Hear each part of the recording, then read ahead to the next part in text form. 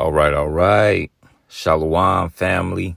It's your brother Kanaiba coming at you once again with this video titled Davis versus Roach, Boxing or Ritual?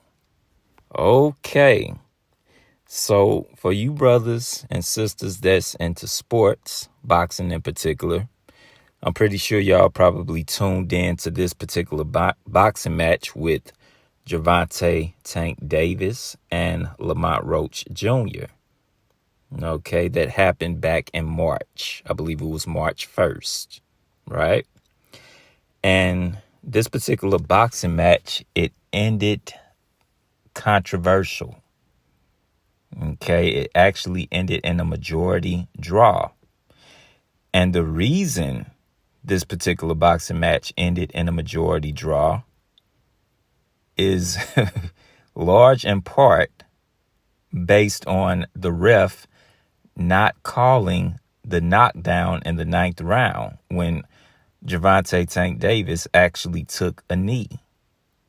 Okay, that's where the controversy actually came into play. Okay, it was a close fight, but a lot of people believe if the ref actually had called that knee a knockdown, that Lamont Roach actually would have won the bout, in which I agree. But that's on a 2-dimensional level, right?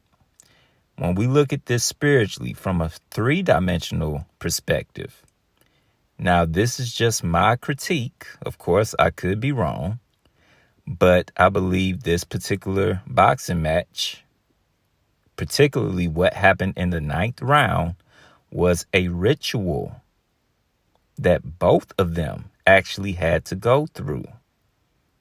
Okay? You know, it's a very small doubt in my mind that these two, just looking at them, they could possibly be twinned. Okay, look at both of them. They're both wearing black, but look at the headpieces. Okay, at this particular press conference, Gervonta had to wear a white headpiece, the do-rag. And of course, Lamont had to wear a black headpiece, okay, the Scully, right? This is a representation of opposites, okay? I believe they are twinned. They represent the twin pillars of Boaz and Joachim, okay, which is going into Freemasonry, and which they stole that from the Bible, dealing with Solomon's temple. Okay, but I believe this was indeed a ritual in which Mr. Gervonta Davis had to show obeisance to Saturn, a.k.a. Kronos, a.k.a. Baal. Now, how did he show obeisance or veneration? He had to bow the knee. Okay. So with that being said, that would mean that Mr. Lamont Roach is playing the role of Saturn, a.k.a. Kronos, a.k.a. Baal, right? And of course, I'm going to prove what I'm saying and why I've come to this conclusion. Okay, but what you got to understand is nobody in this particular industry that's reached this pinnacle of fortune and fame, like Mr. Gervonta Tank Davis, they can't do it without venerating the pagan gods of old. Okay, without showing that they are adherents to the mystery school systems of antiquity. Okay, that's the only way you can reach this pinnacle of success in this particular industry, be it the sports industry, Hollywood, what have you. Okay. Now, some of you may be saying, well, Mr. Lamont Roach doesn't have that type of fame as of right now. Well, you know, this may be his introduction into it, but I do believe that he's privy to what's going on in this particular match. I do believe he is privy to this particular ritual that's going on. in which I plan to prove that as well. Okay, so without further ado, let's actually look at the 9th round of this match and see how it transpired. Because this whole thing, I believe, was actually set up. Both opponents knew what was going to happen that round. Okay, so let's take a look. Taking the fight to Davis. Davis high guard, wanting to explode with the left. Oh, and that right, but Davis took off some of the steam of the punch, but still, Roach leading with right, and he took a knee. Now, I don't know if y'all caught that, okay? But right before Gervonta actually took a knee, he looked over to the side at somebody. Now, some speculate he looked at the ref, or, to me, he could have been looking at somebody out in the crowd, but he definitely looked to the side as if he was waiting for a signal to be given to him to give him the nod to take the knee. Okay, we're actually going to zoom in and take a look at that, but he definitely looked to the side and waited, and it's like he waited for a signal. Okay, for somebody to tell him, okay, go ahead and take the knee. Okay, let's actually zoom in and let's look at that sequence again. Oh, and that right, but Davis took off some of the... Right there. You see that? He's clearly looking at someone. Okay, this is right before he took the knee. He looked to the side. Okay, he looked at somebody, be it the referee or somebody in the crowd or what have you. But as you can clearly see, he looked to the side first. It's as if he's waiting for a signal to take the knee. Okay, let's let it play out. Steam of the punch, but still... And as you can see, immediately after he looks to the side for the signal, he then takes the knee. Okay. Now, a lot of people actually noticed that when the fight was going on live. Okay. And if you actually listen to some of the interviews that Lamont Roach has done since the fight, he talks about how he noticed that Gervonta, for some reason, looked off to the side before taking the knee. Okay.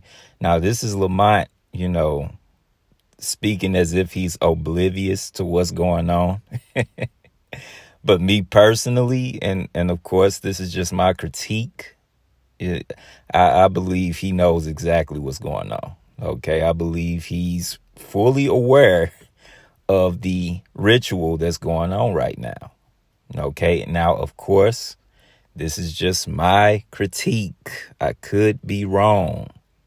Okay. But I have to give that disclaimer. Okay. Now, what I want to do next is I want to fast forward to the end of the fight where the results from the judges come in. And I want you brothers and sisters to look closely at both of their reactions to the results, especially Gervonta Davis, because both of their reactions, especially Gervonta's, to me, it looked fake. Okay, it looked fake. It looked like they pretty much knew it was going to go that way. Okay, so let's take a look. To the scorecards. Judge at ringside, Eric Marlinski scores about 115 to 113 in favor of Gervonta Davis. Judges Steve Weisfeld and Glenn Feldman both scored the bout 114 to 114, even a draw. The decision is a majority draw.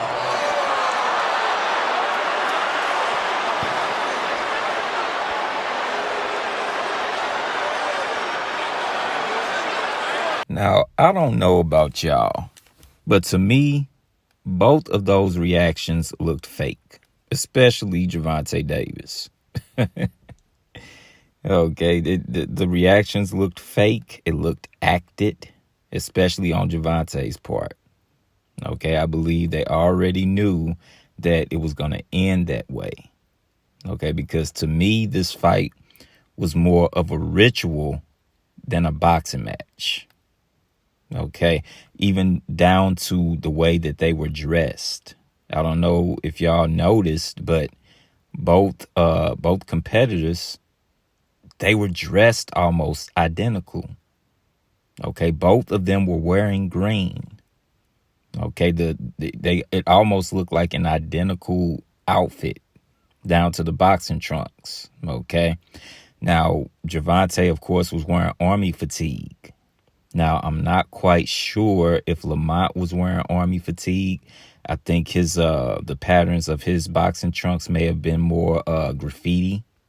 Okay, but it was both of them was wearing the same color. They were wearing green, and there's a reason for that. Okay, because when you go into the history of Baal, and I think Saturn too, because it's really the same deity. Both of those pagan deities are known for fertility and vegetation. Okay, this is why they had to wear green, both of them. Okay, and there's a reason why Gervonta is wearing army fatigue. Okay, but we're going to get into that in a bit. Okay, so now let me lay out a little bit of evidence. Okay, let's move forward. Now, this is the Instagram account of Mr. Lamont Roach Jr. Okay, and when you look at his Instagram handle, it says 1 of 1 with the X. Okay, now to me, and this is just my critique, I could be wrong, but that 1 of 1 is an allusion to the number 11 to me. Now, why do I say that? We're going to get into that in a bit. I'm going to prove why I believe that represents the number 11. Okay. Now, of course, earlier I said I believe him and Gervonta are twinned. Okay, that's why at that particular press conference, they were dressed identical in all black, but one had on a white headpiece and the other was wearing a black headpiece. That represented the twinning and the coming together of opposites, the twin pillars of Boaz and Joachim, which that's what the number 11 represents, the twin pillars of Boaz and Joachim. Okay, it represents mind activation. Okay, this even goes back to the Twin Towers, why the Twin Towers got hit. Okay, not to digress too much, but yeah, even that the Twin Towers getting hit, that's what that was going into. Okay, but yeah, that 1 of 1 I believe represents the number 11. Now, when you look at his profile pic, what do you see? Let's zoom in a bit. And as you can see, what's written on his trunks, it says Reaper. Okay, this is his nickname in boxing is the Reaper. Okay, Lamont the Reaper Roach. Okay, now, why is this important? Why is this important? Because the Reaper, that's just short for the Grim Reaper. Okay, that's what he's likening himself to, the Grim Reaper. Now, what does the Grim Reaper represent? Okay, now we're about to get into the role that Mr. Lamont Roach was playing in this ritual. He's playing the role of the Grim Reaper. Okay, there's a reason why they picked him to fight Gervonta and to carry out this ritual. Okay, because remember when this fight was first announced, people thought that this was kind of random that Gervonta picked him to fight next. It was kind of out of left field, correct? Well, that's because when you look at it two-dimensionally, yeah, it was random.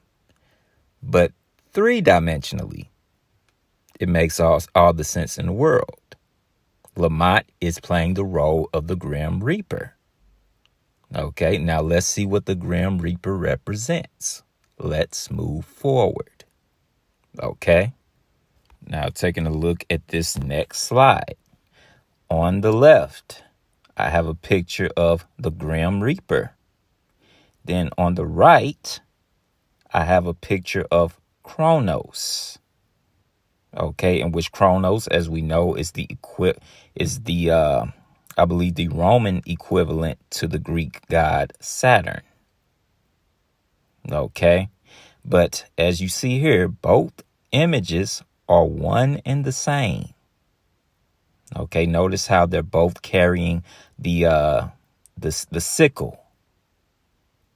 Okay, this is basically the same deity, and really the Grim Reaper is not so much a deity, but it's basically a thought, or it's a concept rather, that represents this particular deity. Okay, because when you go into antiquity, you're not going to read about a deity called or named the Grim Reaper. Okay, but this is a quote unquote concept that represents Kronos and Saturn. So it's really one and the same. Okay, it's talking about the same thing. When you say the Grim Reaper, you're talking about Kronos and Saturn, because all three represent death. Okay, let's move forward. All right, so here is some information about all three, starting with Saturn. Okay, and it reads, it says, yes, Saturn is often associated with the Grim Reaper, right? Now we know Mr. Lamont Roach, what is his nickname in boxing? It's the Reaper, okay, aka the Grim Reaper, right? So now you should understand why I say he's playing the role of Saturn. Okay, and this is why Gervonta had to bow the knee in this particular fight. Okay, he's showing obeisance to this pagan god, Saturn.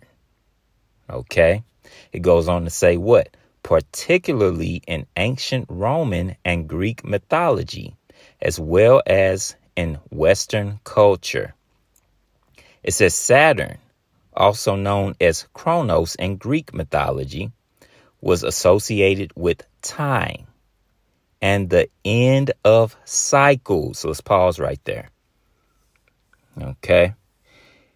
So Saturn and Kronos and the Grim Reaper, one of the things that's associated with them is what? The end of cycles. Let me ask y'all something. What round did Gervonta take the knee? He took the knee in the 9th round. Okay.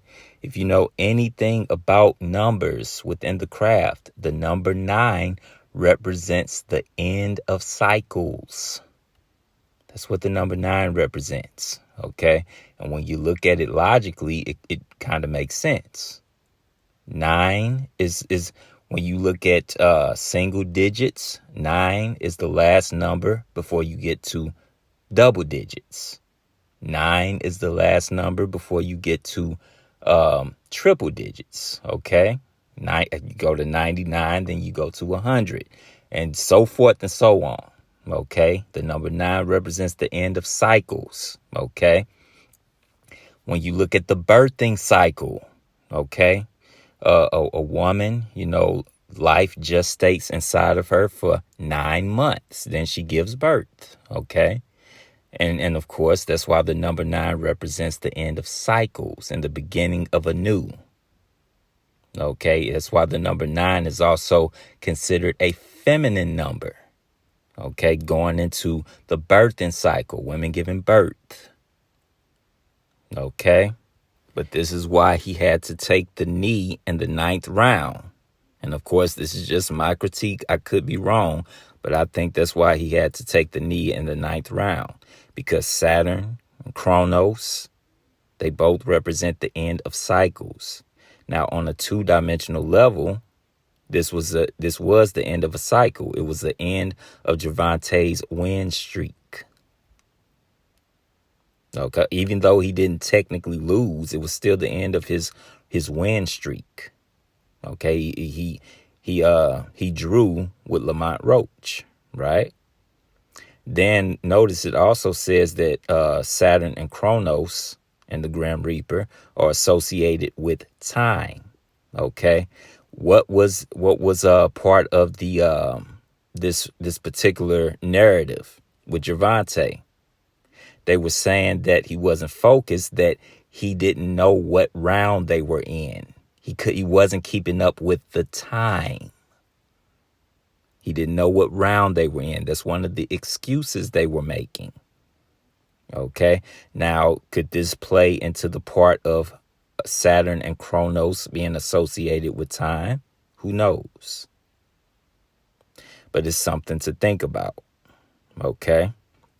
But let's move forward. It says, his association with the Grim Reaper often stems from his role as a god of time and harvest.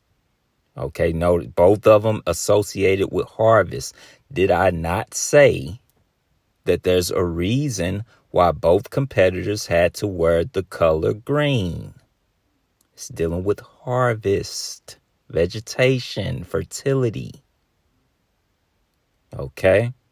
It says where he was depicted with a seed, the tool used by the Grim Reaper to harvest souls. Okay. So now that we've dealt with that, okay, I made a statement. I said that he's playing the role of Saturn, a.k.a. Kronos, a.k.a. Baal. Did I not? So now some of you may be asking, okay, well, how does Baal play into this? But you reaching? Well, am I? Is Baal basically the same false deity as Saturn and Kronos and the Grim Reaper? Well, let's move forward and let's see. Let's continue. So here's some information about Baal, and it reads, it says the Canaanite god Baal, particularly his variant Baal Haman, was often equated with the Greek Kronos and the Roman Saturn. Allow me to repeat that part. It says the Canaanite god Baal, particularly his variant Baal Haman, was often equated with the Greek Kronos and the Roman Saturn. It says this association was likely due to the shared attributes of dominion, fertility, there's your color green again, and the control of nature associated with both deities.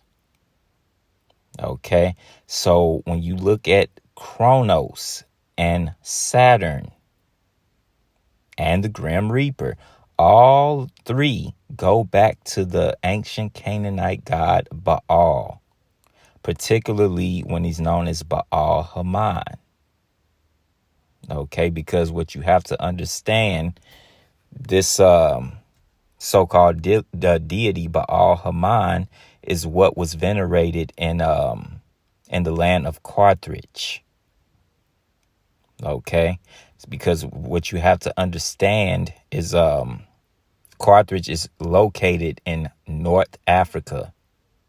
Now, when the ancient Canaanites were kicked out of Israel, okay, they migrated north, and a lot of them actually set up different colonies and or set up a colony in the land of Carthage, which is in North Africa.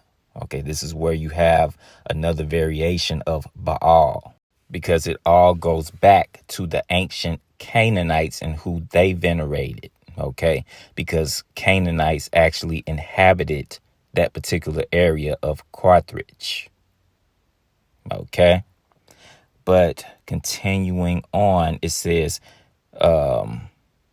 we already read that. It says this association was likely due to the shared attributes of dominion, fertility, and the control of nature associated with both deities. Okay. So, yeah, when you talk about Saturn, Kronos, the Grim Reaper, all of this, it goes back to the ancient Canaanite god Baal. Okay, because a lot of these false deities, again, they go back to the different mystery school systems of antiquity, be it ancient Kemet, ancient Babylon, or when you deal with the ancient Canaanite religion, so forth and so on.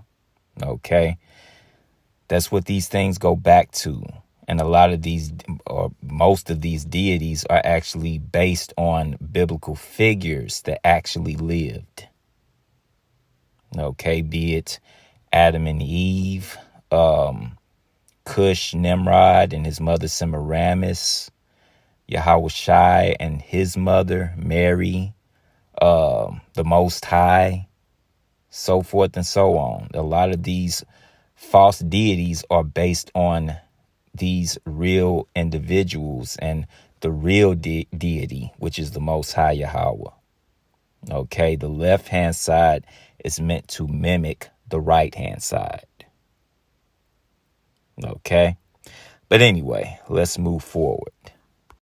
So here is the next slide. Okay, so on the left you have Mr. Lamont Roach Jr. And on the right, as we see here, it says he's a Washington, D.C. native.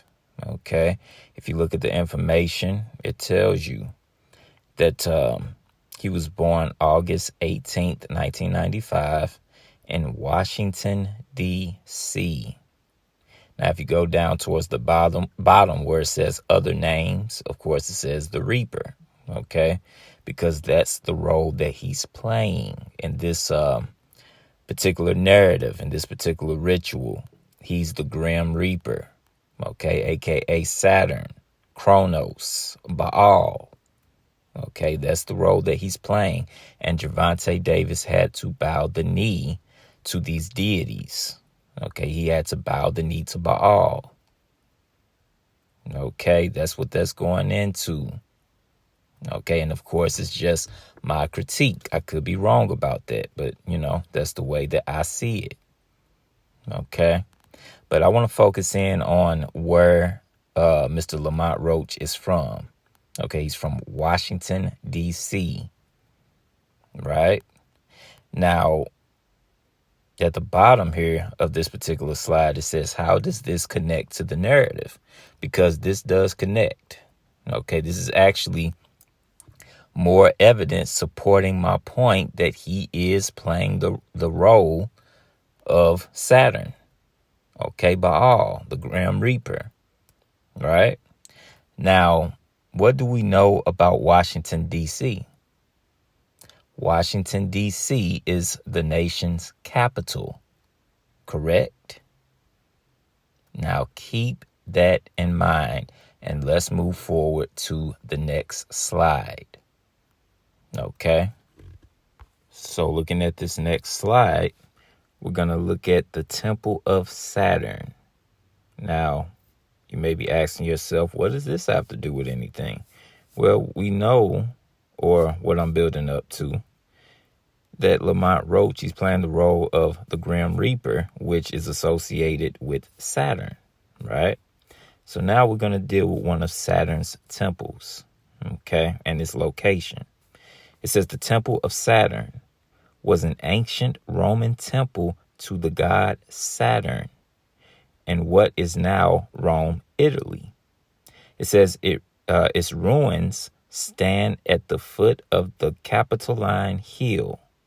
It says at the western end of the Roman Forum.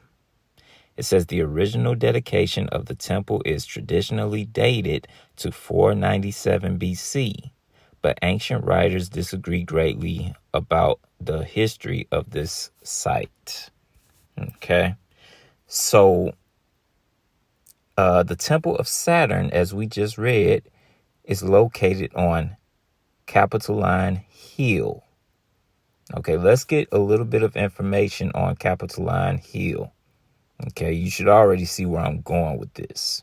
Okay, but let's take a look. So here's some more information about Capitoline Hill, and it reads, it says the word Capitoleum, which is another phrase for Capitoline Hill. Capitoleum is a precursor to the English word capital.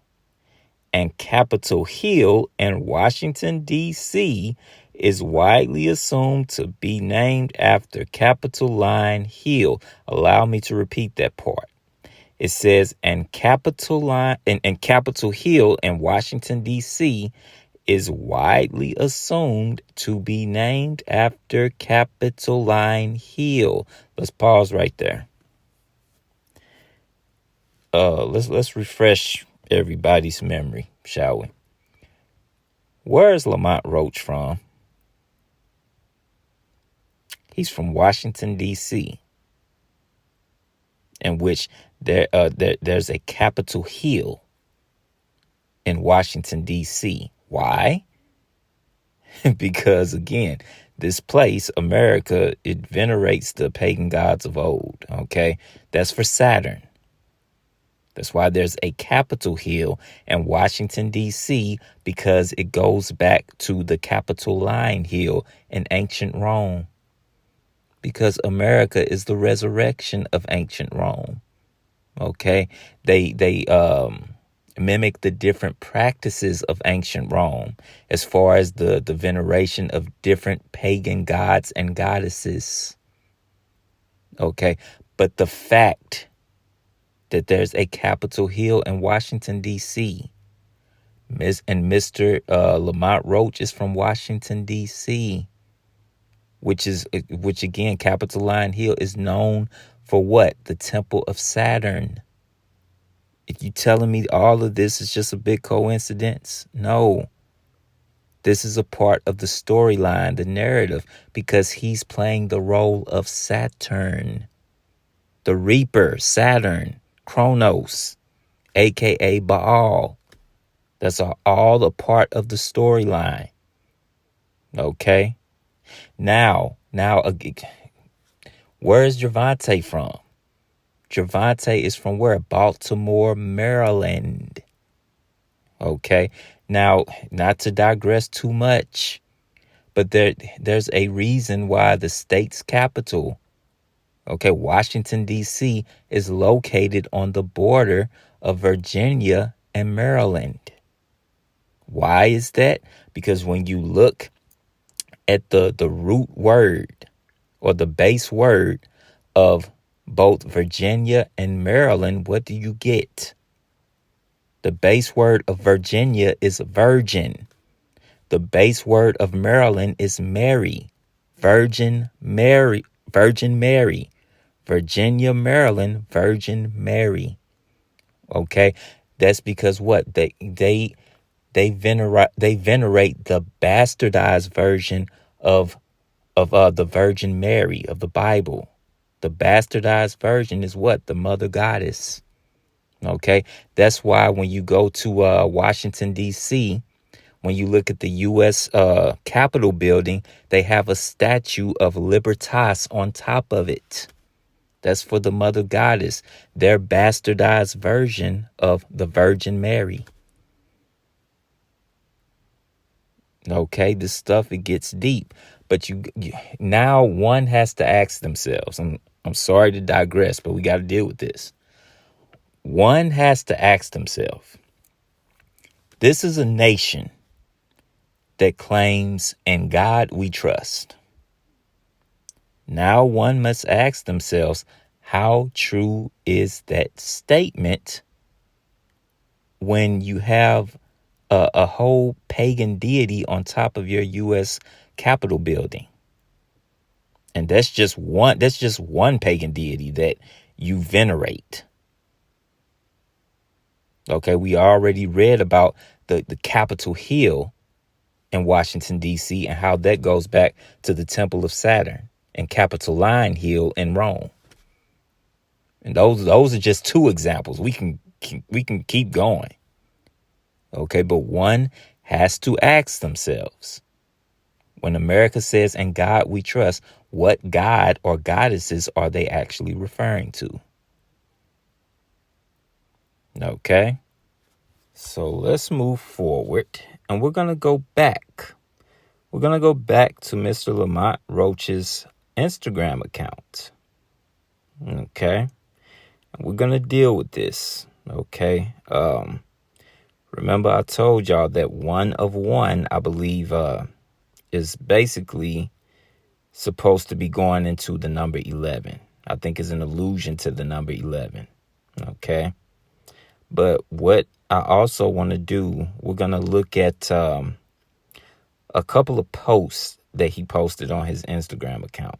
Okay. Just to basically give us some context, some clarity on some of the stuff that we're talking about here. Okay. We're going to look at 2 posts, and it's basically a collage of photos in one post, both of the posts that we're going to look at. And we're just going to look at some of these photos to let you know that, and this is just my critique, I could be wrong, but Mr. Lamont Roach is not somebody that's unfamiliar with the practices within the craft. Okay. You know, he's not a part of what they call the profane. Okay. If he's not the initiated, well, this may be his initiation. Okay. But you know, let's get into it. Let's look at some of these photos here. But you know what? Before we actually even do that, I just noticed something here, and I'm going to add it to the video. Now, we just made the point about Lamont Roach being from Washington, D.C., and how that plays into the narrative of this story. Now, on a 2-dimensional level, we already know that, yeah, where they're from plays a role in it. It was basically Baltimore versus Washington, D.C., right? But it's deeper than that, which we already proved. It goes back to the Temple of Saturn and all that. But I say all that to say this. Look at how many followers Mr. Lamont Roach has. It's 202,000. 202,202. Let me ask you, what is the area code of Washington, D.C.? Watch this. So would you take a look at that? The primary area code for Washington, D.C. is 202. Allow me to repeat that part. The primary area code for Washington, D.C. is 202. Now, remind me again, how many followers does Mr. Lamont Roach have on his Instagram account as of the time of this video? Okay, he has 202,000 followers. Is that a coincidence? I think not. What they're letting you know subliminally is just how important where he's from, just how important that plays in this particular storyline. It's much deeper than people think. And we already proved that. Okay. It says this code covers the entire district of Columbia. Again, Columbia being another name for the so-called Mother Goddess. I don't know if they still have it, but back in the day, you had the motion pictures of Columbia. Columbia Motion Pictures. What was the logo? It was the so-called Mother Goddess. Basically, it looked like the Statue of Liberty, which it basically is, you know, the woman wearing the robe and holding the torch. That's Columbia. Okay. AKA Libertas or Juno. Okay. Columbo or whatever you want to call that deity. That's what it is. Okay. It's veneration of the Mother Goddess. Okay. It says, additionally, the area The area code 717 was added as an overlay in 2021 to accommodate the growing demand for phone numbers, according to NBC4 Washington. Okay. But the official area code for Washington, D.C., of course, is 202. And Mr. Lamont Roach has 202,000 followers on Instagram. Okay? Not a coincidence. But anyway, let's get into these two posts on his Instagram account that I was talking about, which is basically a collage of photos in each post. Okay? So let's get to it. So going back to his Instagram. Okay? This is the first post we're going to deal with that was on December 6th of 2024. Now, let's look at the caption here, what he wrote in the caption. It says, one of one. It says, always made good on my promises. And with the emoji putting the finger to the mouth. Then it says March 1st. Now, this is a coded message. Okay, and this further proves my point. Okay. It says, I always made good on my promises with the, what's known here, this emoji is really the sign of Harpocrates, a.k.a. Horus, a.k.a. Haru. Okay. That's what that's going into. The Harpocrates was the boy god, the so-called boy god of silence and secrets. And that's what he's talking about when he says always made good on my promises. What he's saying is he made a promise to keep this a secret. He's privy to the secrets of the craft. And not only that, he's privy to the secret of this particular ritual. Because what's going on here is staged. That's why I said he's in on it too. And he's letting those that's in the know, he's letting them know that he's basically in on it. And, you know, he's sworn to secrecy. He's not going to tell the secret. Okay, this is in veneration of Harpocrates. Okay, oftentimes you will see a lot of these celebrities and especially these female celebrities. They'll take pictures with their finger to their mouth for no reason at all. And a lot of times they'll have the shush, the word shush tattooed on that particular finger that they put to their mouth. Letting you know, of course, this is in veneration of Harpocrates and that they are in the craft and that they are sworn to secrecy. That's what we're looking at right here. This is a coded message. Okay. But anyway, let's move forward and let's actually look at some of the photos here that he posted on this particular date, December the 6th. Let's take a look. All right. So here is one of the photos that he posted in this particular collage of photos on December the 6th. Okay. Now, if you look closely at Mr. Lamont Roach Jr., okay, look at his hands. Okay, now what you have to understand, and I've said this plenty of times in my past videos, that a lot of times the photographers and the cameramen, they're in on it too. They're within the craft too. And they make it a point to take certain pictures and videos and certain perspectives for different reasons. Look at Lamont Roach's hand, Lamont Roach Jr. He's making the pyramid sign, the upright pyramid sign with his hand.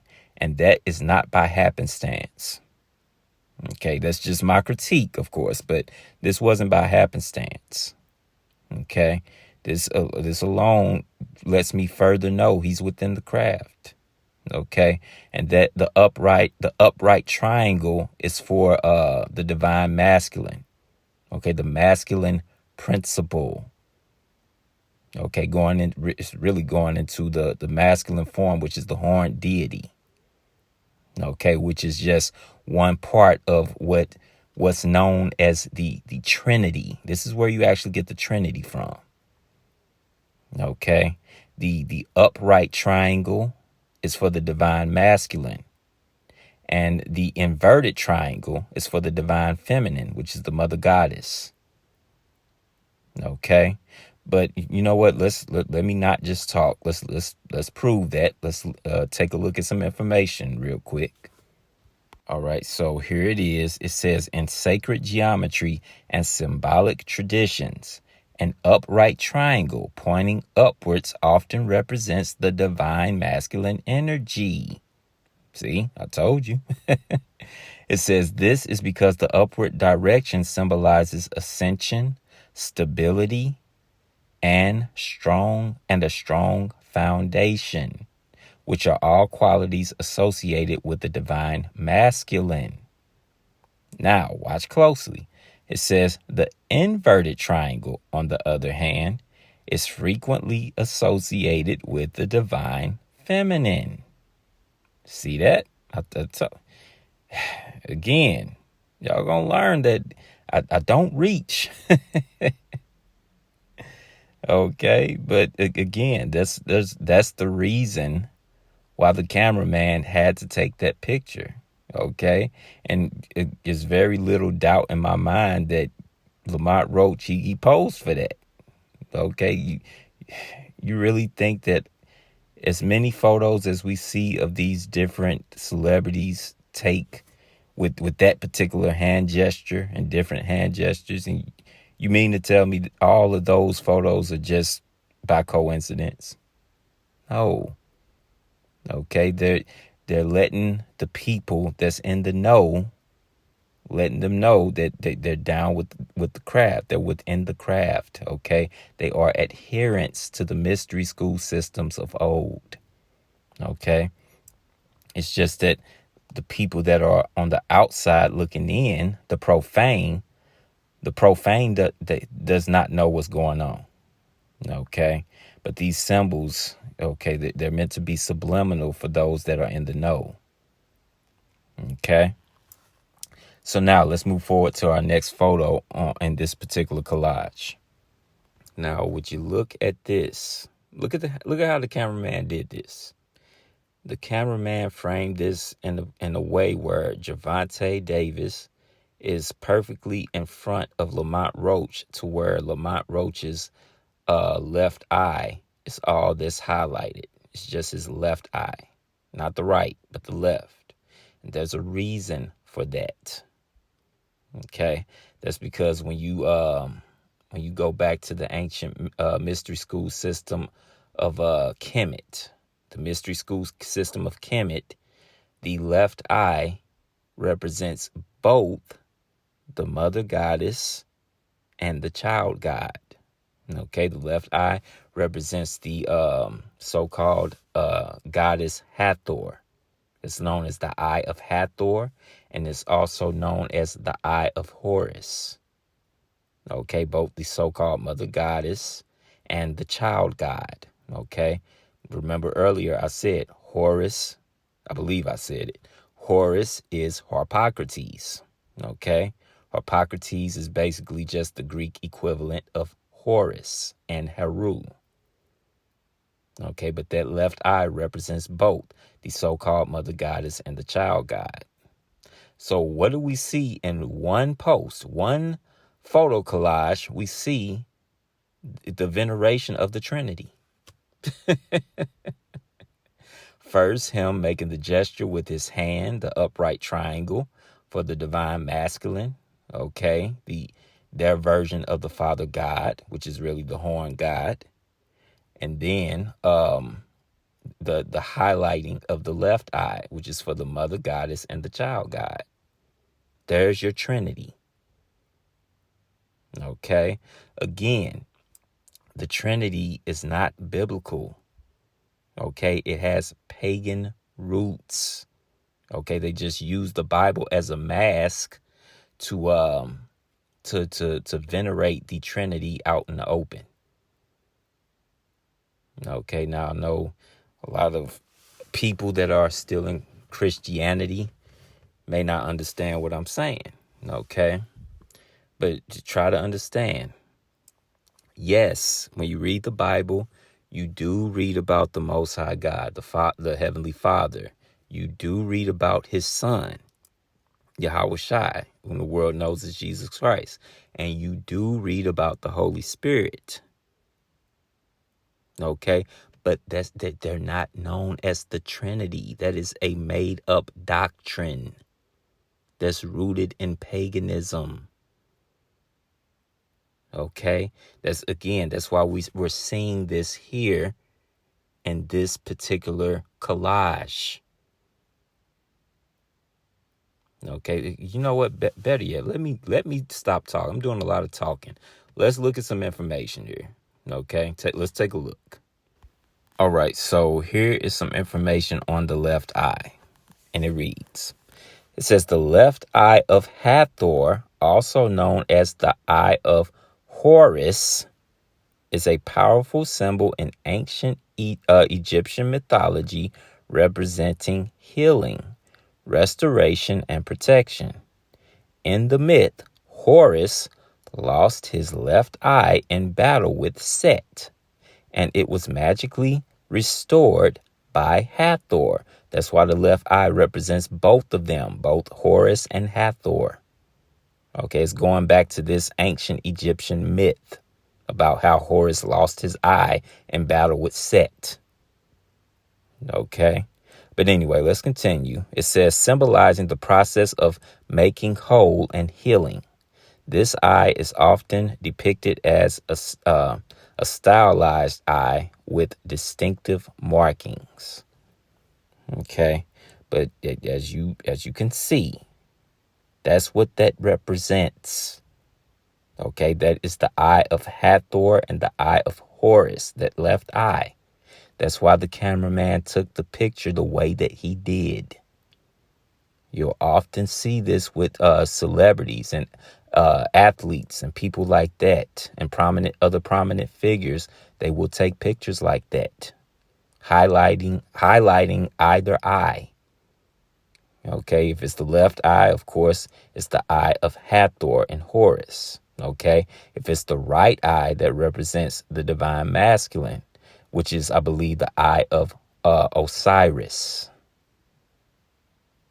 Okay, the right eye, I believe, is the eye of Osiris, if I'm not mistaken.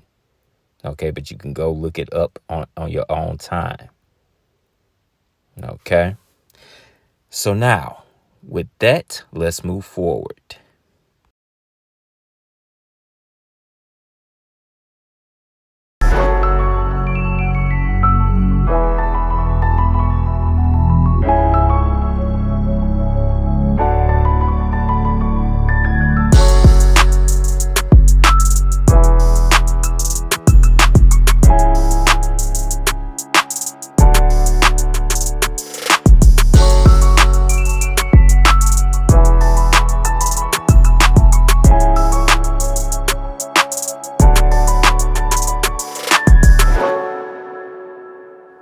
Zooming in. This is Kobe Bryant, 3 pictures of him, but look at the one on the far right. Look at the hand gesture. What is it? It's the finger.